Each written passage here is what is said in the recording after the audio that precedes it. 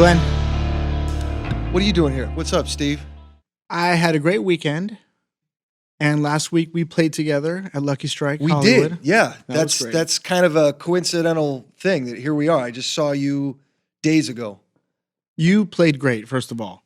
Well, thanks. I was going to say the same about you, not just to reciprocate No, your but compliment. That was a cool band that you got. Thank you. Drop the needle. Drop the needle. But I was out front having a beer during the Police song, Murder by Numbers. And it was smooth, it was rocking, and that's such a great drum song. And it was you just nailing it. I loved it. As drummers, that's a groove, Murder by Numbers. It's got that 2 against 3 cross stick thing.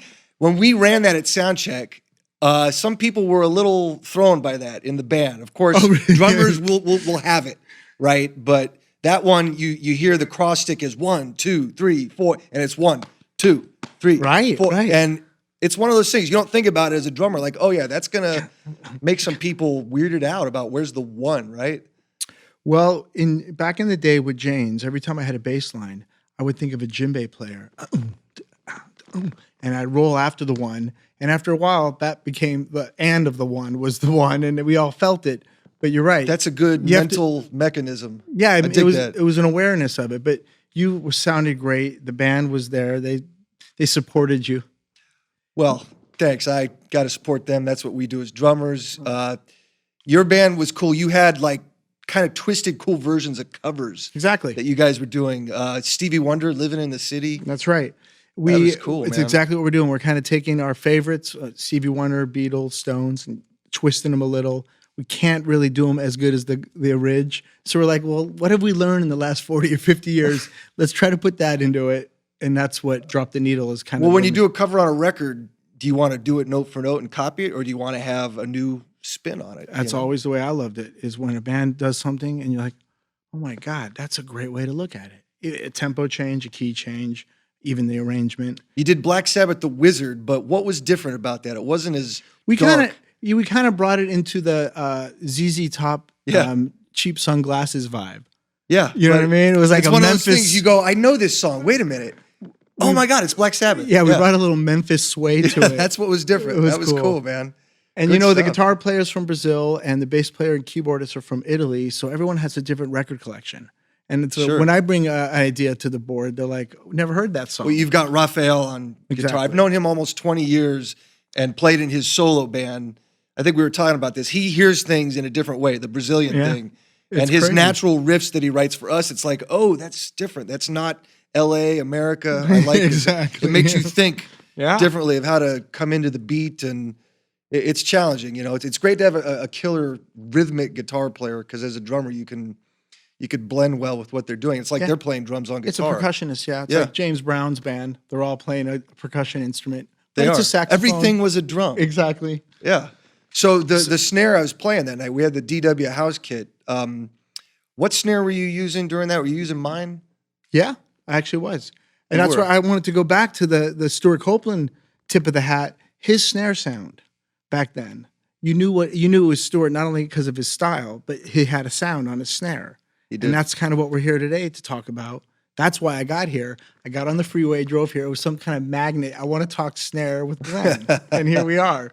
But Perfect. there was rock and roll snare drums. Now, there's something different when you're playing in a band that doesn't have a Marshall or an Ampeg. It's a different type of snare. When you're playing in a band that's got some power, you got to bring a different weapon. So let's talk about rock snares. You got to have an arsenal. You got to have some snares. It depends on the room, the mics, everything, the air in the room, how you hit, how everybody else is playing, the sound guy. The hoop, die-cast or steel. Right. Oh, of course. The time. hoop The hoop can be a huge. The hoop is quite important. Oh no, it's. And as a it's one kid, of I those didn't things you care don't so realize. much. Exactly. How much a die cast or a power hoop, how much Yeah. of a difference the sound's going to have, the stick you're playing. That night, I think the snare I had up most of the time was the 6.5 by 14 knurled steel. That's what you used during the set? I've been using that for the last 10 years. You use that? Oh my Okay. God. That's all I use. We can put it in, when I go down to 6 feet under, put it with me. Because I mean, either that or the titanium. Because a heavy drum. That's all I need. The titanium's quite light. Yeah, the knurled steel is the one that's about 30 pounds. So I can go both, you know. But when I was a kid, my first snare was the Acrolite, and I played it over and over until I went and got the Ludwig Coliseum, like a 14. deep. Yeah. Sure. And I thought, okay, that's a rock and roll snare drum. And then I got into metal snare drums and then piccolos, and you really find out it's about real estate. Where do you fit in the music? Where does the snare drum fit? You know, and does it interfere with the other instruments? And that's what I loved about Copeland, or, you know, even Neil Peart's earlier days. He had that really clean Slingerland sound. Yeah, you knew his sound too. Yeah. Absolutely. And you're talking about like a snare. It is the most important sound on the drum set. You could say kick versus snare, one of those, you know, they're equally important, but it's got to occupy, it sounds real nerdy to say this, but it has to occupy its proper space in that frequency spectrum. Exactly. In a track, you know, you could have this slamming drum track and someone goes in the studio like, I think we need to try another snare. Mm-hmm. And they're hearing it on the other side of the glass, and Exactly. they're hearing things different. So you got to have a good arsenal of snares ready in the studio. That night at the gig, I brought maybe 2 or 3 just to see what they sounded like at sound check, because you geek out over that stuff. Of course. Your drum tech is there maybe, and they're giving you feedback Exactly. on what sounds like the good snare, and maybe you switch from song to song. When you know? go to just a rehearsal and you're not sure what's going to be in the room, if they're just going to have wedges, they're going to mic your kick, you're not sure. What do you usually bring? Something wood and a wooden drum or a big metal drum? Depends on the gig. On the Alice gig, what we've found works is I'm going back and forth between the knurled steel 6.5. I have the brass 6.5, and sometimes I've had maybe one other, but maybe those two have been the A and B snares. And sometimes it's just good to change it up. I've been using the knurled steel for a while. I'll go to the brass. Things become fresh again. Yeah, and you play differently. Exactly. You do. You play different. Yeah. The way that snare is tuned, I think more than any other drum on that kit, it's going to determine how you hit and how you play. Absolutely. Yeah. And what I was going to ask you, so the last time I saw you guys, Jane's, was maybe about 3 years ago. There was that Pemberton Festival up in Canada. Oh, yeah. Where I remember I got like hay fever or something. There was all the grass and... That's right. Yeah. A lot of people came down with it. I remember there was like a, you know... Really? Yeah. So it wasn't just me. But I saw you guys. Your drums sounded killer. You sounded killer. Thank you. What do you remember? What snare you were using? That was the Knurled. It was okay. And I was a cherry drum kit, and you know, I have a cherry snare that came with it, and it's warm and it's snappy. But when we're outside, and I'm not sure exactly like what's gonna, you know, what the situation is. I know that snare drum's gonna be heard, and it's got warmth. It's got snap. Lately, I've been wearing the clear P77 on it. I was going to ask you about that. Okay. And you tune a little bit higher? I do. I take the bottom head up, way up.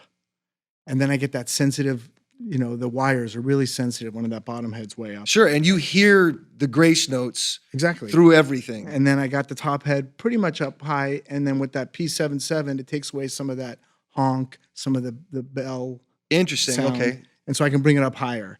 And, you know, in a room just hanging out, I bring it down. But on stage, I do want that clarity, and I don't want it to drop through the next 2 or 3 songs. What would you say it sounds like acoustically, not under the mic? Do you think it's drastically different, or does it come out different under the mic when you're in the audience? I had the conversation with my tech, like you do, and the sound man, and we tried to find a sound that would be great for Summertime Rolls, and Then She Did, and some of the quieter things. You're thinking of songs, yeah. And then I can come back and still... and whack it. But, you know, sometimes I'll actually have my Kevin, my tech, give me a Ritchie ring, throw it on for the beginning of Summertime, throw it on for the beginning of 3 Days, and then right when we go to the first chorus, top it off, because I'm playing a lot of notes, but I don't want that big honky sound until the next, you know, it's a production value. Sure, of course. And if you want that shorter note, you're putting that ring on. It can make a huge difference. It's like a whole nother drum. Really is. It's a huge change. And I play it differently, and I play it more sensitive when it's on there. And so I'm like having a good time with me and the tech, just trying to find things throughout the song, throughout the night, you know, testing what's next, what can we do better? And when you do like several shows in a year, you get to experiment with things. It's kind of fun. You get to see what works. You try different heads and different muffling techniques. There's one song in the Alice set where I put the Ritchie ring on, a kind of thin one. It's sort of this blues shuffle. I call it like a power blues shuffle, but it's got that ooze, ooze. You know, it's my version of a Texas shuffle, a cheating shuffle. I think I did a drum channel lesson of that a few years ago. but it's gotta hear. You gotta hear that shuffle going on the snare. So Well, it's like that the same cold thing. shot, Stevie Ray Vaughan. It is, yeah. It's like Oh. that. So you got to hear that clarity on the snare. So Mhm. the Ritchie ring works great. I'll tell you what's interesting. I'm using the Knurled steel snare lately, mostly. Mhm. Mine is tuned a lot lower than what you're doing. It speaks to the versatility of that drum. Yeah, exactly. You know, it's a classic rock gig. What I'm doing with Alice, it's on steroids. It's like a lot of classic rock gigs. Like even a group like REO Speedwagon. It's all just heavy, and everyone Yeah. plays heavier. We're not using those single brace thin cymbal stands like back in the 70s that would just fall over with the wind blew today. Yeah. Drummers play heavier, guitarists play heavier. Yeah. We got 3 guitars on the Alice gig. And so things That have takes to, up some space. it totally does. And they don't all have the same tone. Of course. They've worked out their parts and their sound, which is important. And now the drums, where do they fit? Mhm. And so that snare, the way it's tuned, it works. And it's funny how it's so different from the way you have it tuned, but it's the same drum. Yeah. But it's very versatile in the tuning range, Yeah. And which you got is cool. Exactly. You think about the frequencies, and you got from the mids down to the lows, and it's about real estate. I got the mids up to the highs. You guys were a one guitar Yeah. band. Exactly. Right now, when Power Dave trio. is playing, Yeah. he's got a variety of tones that he's switching from. So you got to kind of do that. You're talking about Ritchie rings. You're changing your snare tone. and- Absolutely. You know, on the last few gigs I've been playing, I've been bringing a big, deep snare on the left and putting a ring on it and just scat, cat, tat, cat. it's tuned low. Yeah.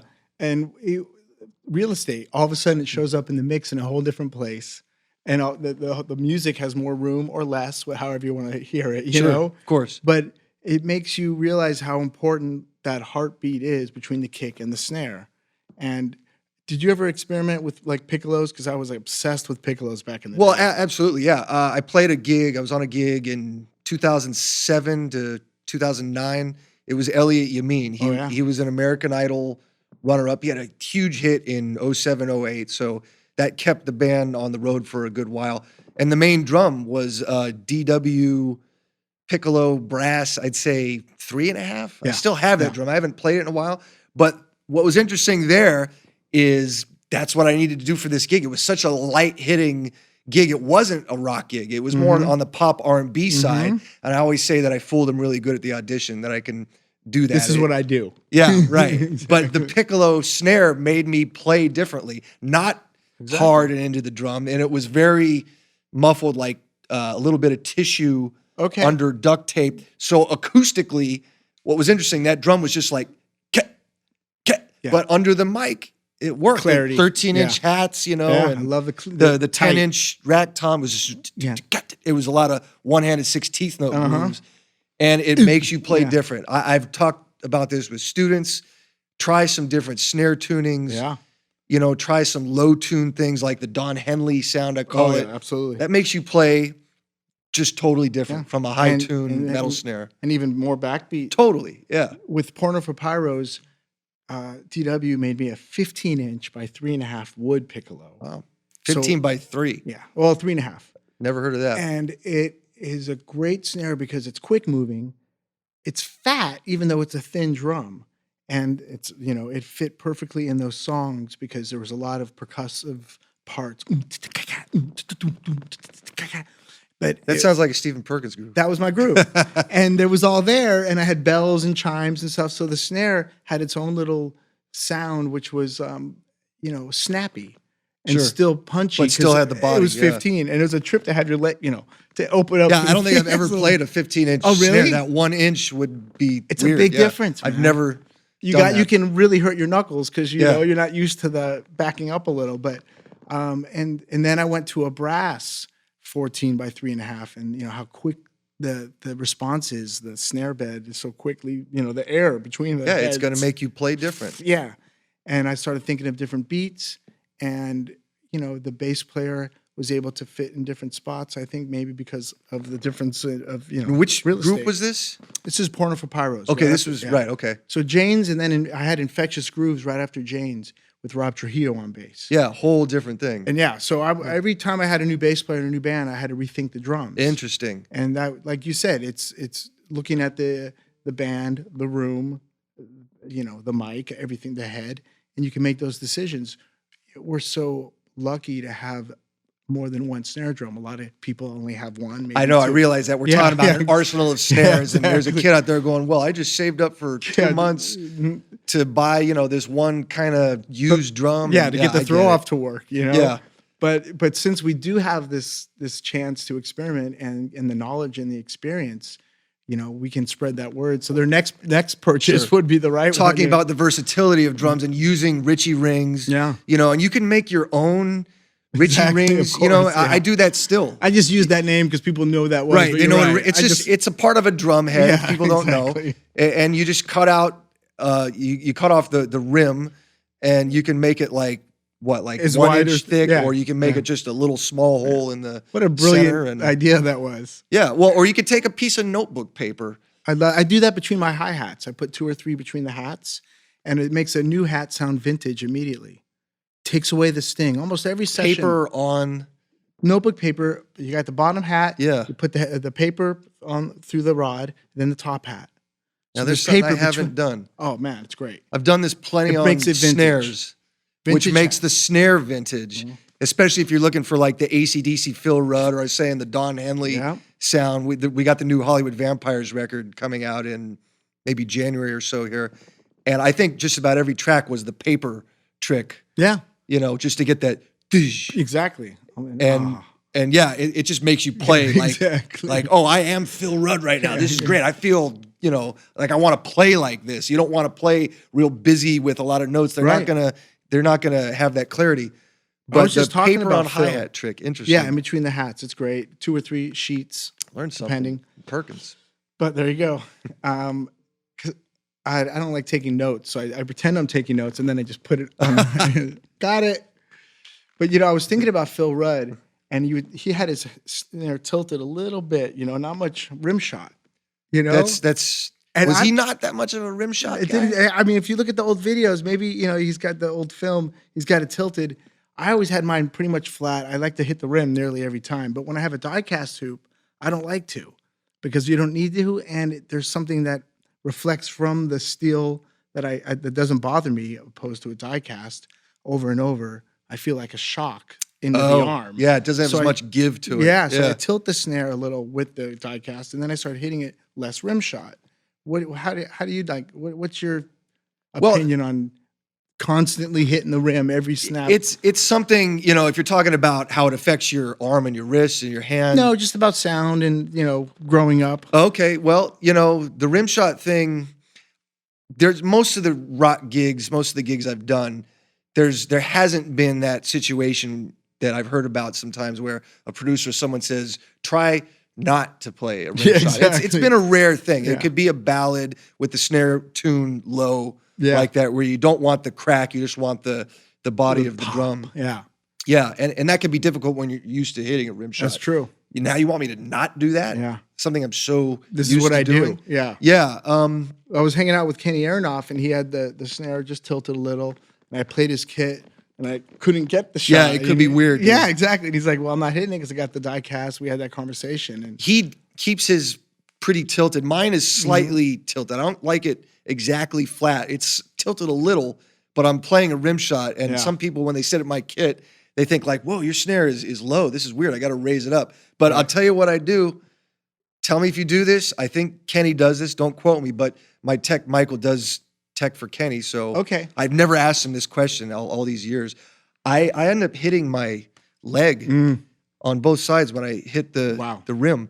In fact, there was a pair Bruises. of shorts or pants that I wore probably too much during a tour, not bringing a lot of change of clothing. But when I first your leather toured- shorts. yeah, they were something like that. But they developed like a hole in the Oh, from actual. yeah, from my Yeah. hand, my arm hitting right there. It's just, it lets me know I'm in the zone. Gotcha. That's I have a feeling you don't do that. no. I 'cause your got my snare's snare flat. Yeah. and I actually put this the stick on it, make sure it doesn't roll any direction. It's flat.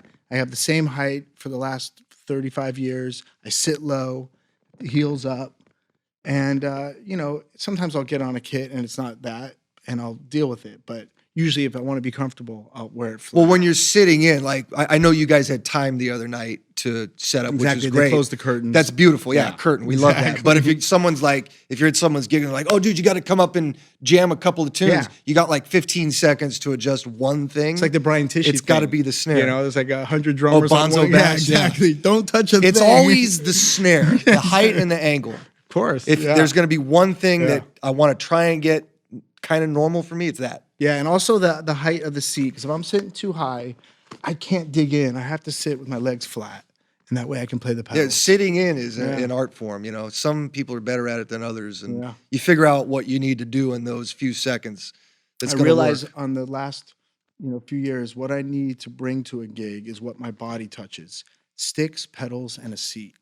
Otherwise, I'll play whatever you got. But what my body's informed with, Sure. I love having my own pedals, my own seat, and my own sticks. It's very personal. Yeah, It totally is. yeah. But, it's like that makes you comfortable. It's surprising. Like you play, you might not be so comfortable, but someone says, hey, you sounded like you, Your I sound is in your hands and everything, regardless of how you're sitting. It's going to come out still sounding like you, but we always want to be as comfortable as Exactly. we possibly can. Yeah, I just had a conversation with Daru Jones, and I asked him, how did you get the kit? Yeah, that that's a way? guy's kit you wouldn't want to sit in So on. I said, 'cause- you're a tall guy. Is that comfortable? Yeah. And he said, this is no joke. It started to look cool. I didn't make that up. He told me that. but He he's wanted got to be look comfortable cool. on it Now by he's comfortable. And I said, that's brilliant because when you feel cool, you are cool. It's part of when you dress cool, you walk cool.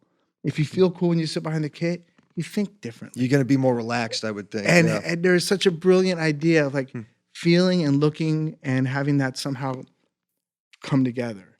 And a lead singer is good at that. He can feel and look. Well, they got to sell the song. You know what I mean? Yeah. And they have to live it. And I'm a firm believer in personalities behind a drum set. I don't know Keith Moon, but I think I do because of his drumming. Yeah, you You know? imagine what the guy has got to be manic and crazy know? in his life, and And like Stuart Copeland, he seems so disciplined, but also a lot of thoughts, a lot of Sure. directions, And I'm talkative and bubbly, and those are my drum parts. And I love having insight to a musician through their sound or their performance. And after talking to Daru about that, he said, I wanted to look and feel cool. His drumming is so cool. it is. And it makes is. perfect sense. I love that guy's playing. I just look at that kit, and yeah, it looks so unique and Yeah. cool. Yeah. And I'm thinking that would be so Yeah. weird to play, but he sits high.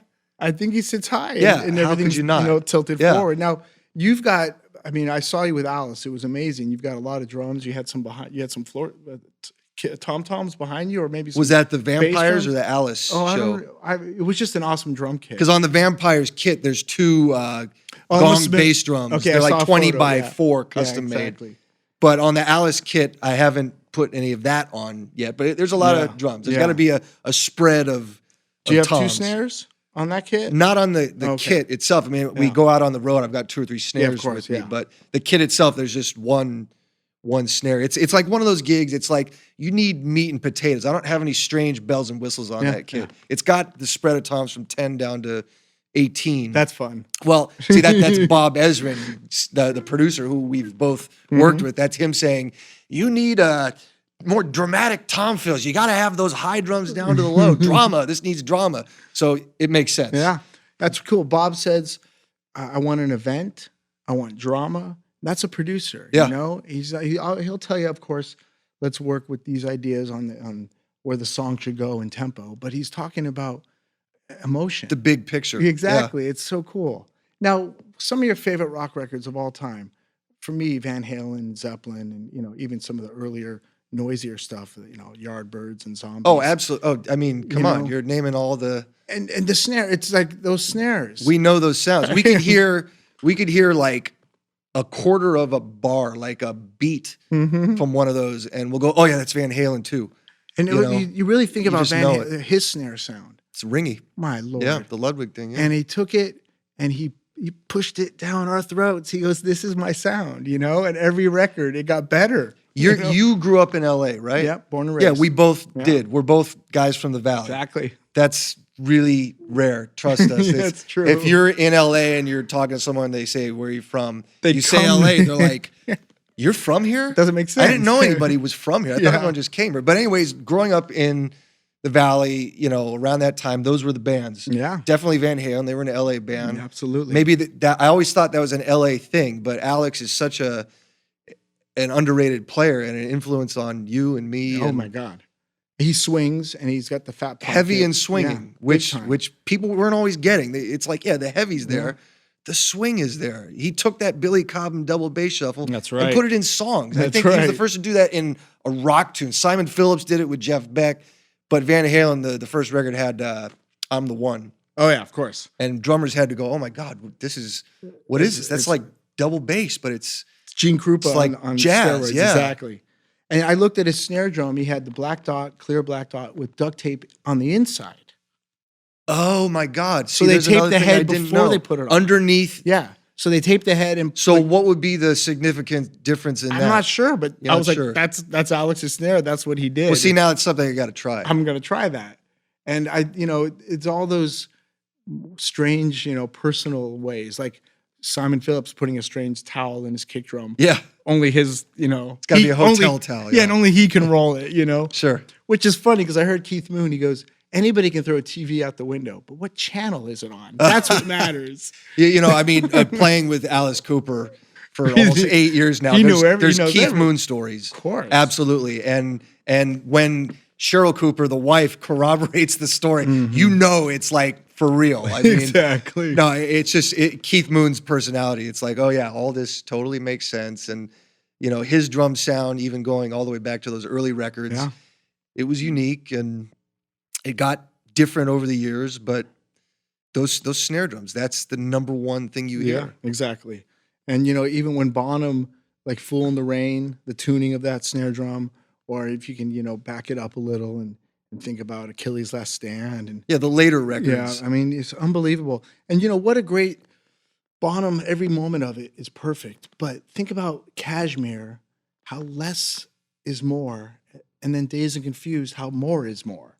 He had both. He really knew how to interpret the music. And I always wondered, those kits, what it would just sound like acoustically, which is amazing about drums. You put them in a room, they talk about a stone castle they Yeah, it's recorded true, in yeah. for certain records, and you can be so shocked what it ends up sounding like under the mic Yeah. versus acoustically. And then the more you do this over the years, recording and playing, you could hit a drum acoustically and go, oh, this is going to sound like Right. so different and amazing under the mic. And I could hear all the tuning possibilities Exactly. and variations. You can project what's going to Yeah. be in the control room, Yeah, as a kid, you hear certain drums, and I think as a kid, you like shorter drum sounds. You'd put like Ritchie rings and tape on the drums. You didn't realize, when it's more open. Yeah, I mean, the articulation of a dead drum, and when I go to mix, because I have a lot of pitter-patter kick drum patterns, Yeah. so I want to It's kind of, when you go mix it, though, you do want to kind of tune out some of the hump so you can hear what the articulation of the pattern. And, I saw a picture of the studio and the drum set where they did Black Dog.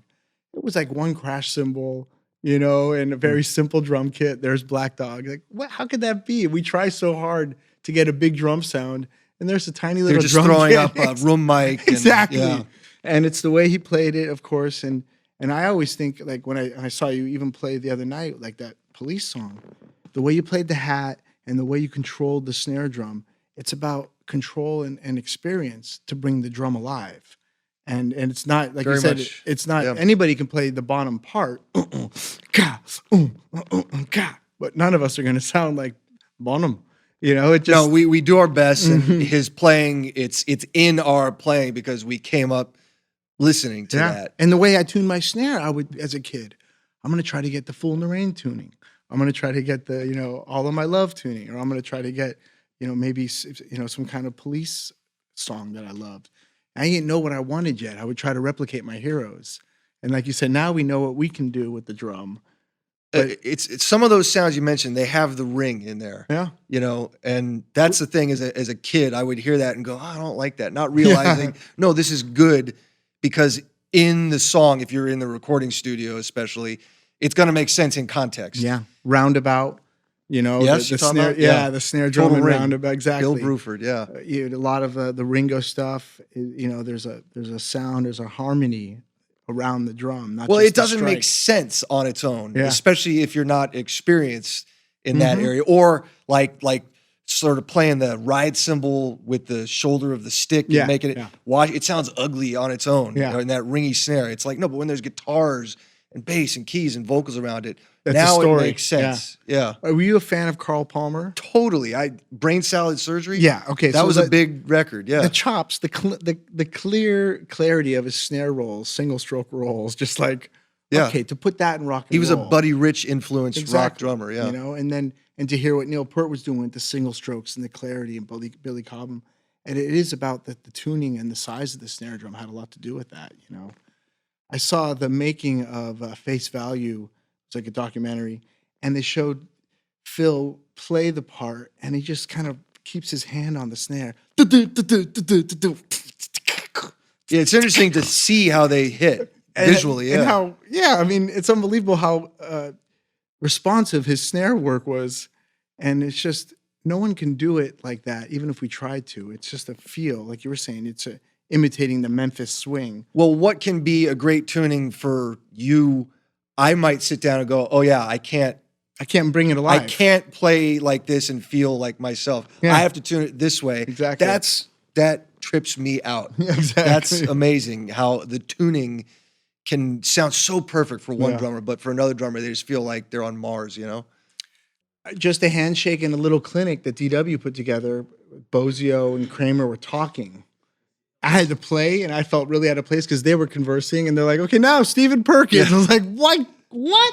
Getting put on the spot. But if you worked with Eddie? No, I've met him. I've never worked with the guy. Well, let's talk about Eddie, because Eddie Kramer, I said to him, nowadays, because engineers can, doesn't mean they should. And he goes, exactly. Do you think if Mitch Mitchell had 50 microphones on him, he'd be able to do if 6 was 9? But it wouldn't work. There was so much Exactly. room mic back in the day. And he's like, so just because it's possible doesn't mean you should, but it's a lot of fun and it's tempting for an engineer to go, look at what we can do. You're talking with all the technology available. Exactly. Yeah, you can't rely on that. You got to have the ear first. You know, but when Jane signed with Warner's, that was 1987. And we had a month to make Nothing Shocking, a month to make a record. Maybe that was good. It was beautiful. Yeah. I brought my only kit, my Ludwig, my only snare. And Dave Jordan, the engineer, is like, okay, let's figure out what we're going to do. Let's go through the songs. Ain't No Right. We're going to use single-headed pearl, drums.